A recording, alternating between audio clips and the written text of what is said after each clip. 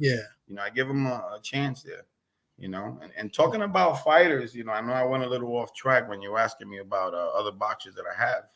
So, I went off a little bit with the COVID, because what happened was during that time and Puerto Rico was closed. Miguel Cotto Promotion, and I really wanted to bring this up because sometimes God works in mysterious ways all around. So Cotto Promotion decided to do some events in the Dominican Republic. And by doing so, I don't know if you're aware, I'm partners with Dave McWhorter, who happens to have Teofimo Lopez, Split T Boxing Management. They have top level fighters. He's like another Al Heyman type manager. He has big fighters, and he has a nice company. As my friend Joe Chiambo, who used to matchmake for the Bell Entertainment, he works for him. Ron Rizzo, who was the head of operations as well for the Bella. He works for him. So he's a management team, but with that with the promoter feel that he has people working under him, and they're very well, very good at talent scouting.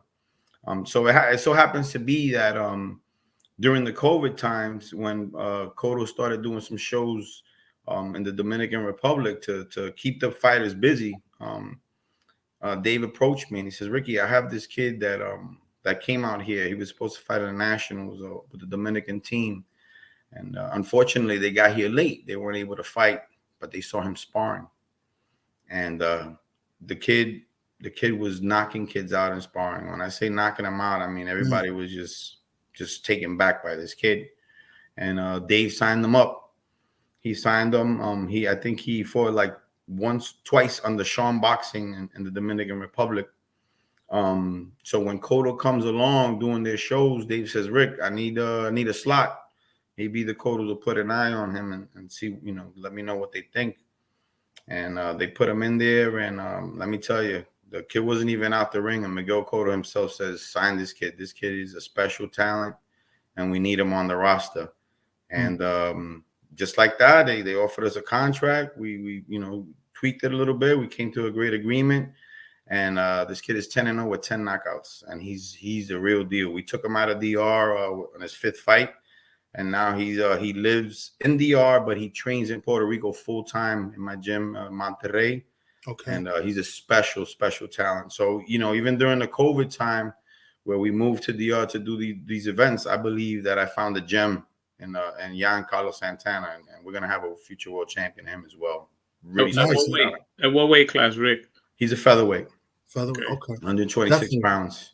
Definitely got to look out for him. Yeah, if you right now, you look at even all the bloggers from DR, they have him as the most promising prospect over Rohan Polanco, over all these other prospects that they have. The name Yan Santana resonates right now in the Dominican Republic. That's what's up, man.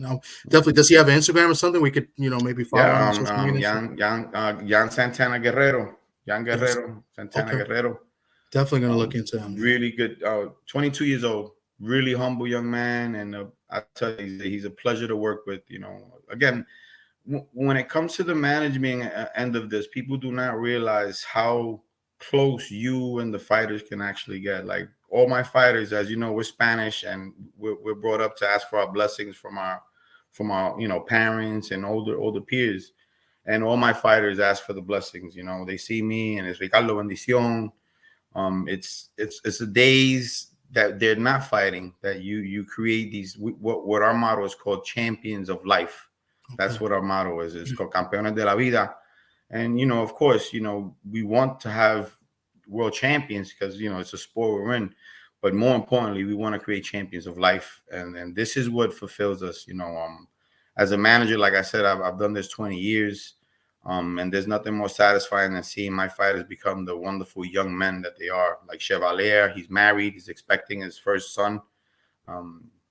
We just found out he's going to have a boy. Roman, he's a father. He has a young boy as well. I have a young kid, Juan Zaya, is 118 pounds. He's 8-0, 8 knockouts. He knockout of the year. He just had it in December in Puerto Rico. Tremendous power, tremendous kid. He has that good-looking kid.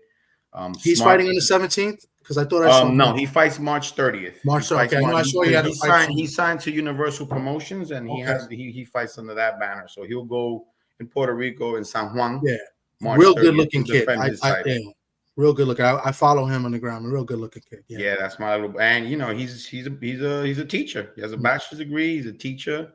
Nice. You know, so he's the other side of. I tell him your place in boxing is also to spread the word that, you know, a lot of people, back to the concept that, you know, all fighters have to be these, you know, tough kids with hard upbringings. It's you know, it's a sport. And then, you know, a guy like Juan gives it that look of, hey, you know, you don't just have to do it. This is something you want to do as well. And he started with a program that they had in high school. It was either that or play basketball.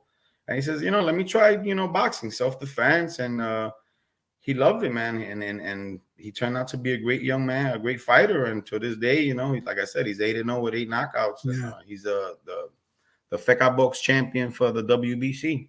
And, he has a great upside as well. Nice. You know, I have William Ortiz, my youngest young fighter right now. He's a stud. This kid right now, he's 20 years old. He's 5-0, 4 KOs from Bayamon as well. This kid is tremendous. Again, 140 pounder. He's 6'2".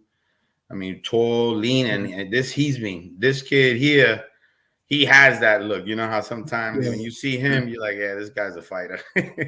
He has that look, and he fights like that. He comes at you and he takes care of business.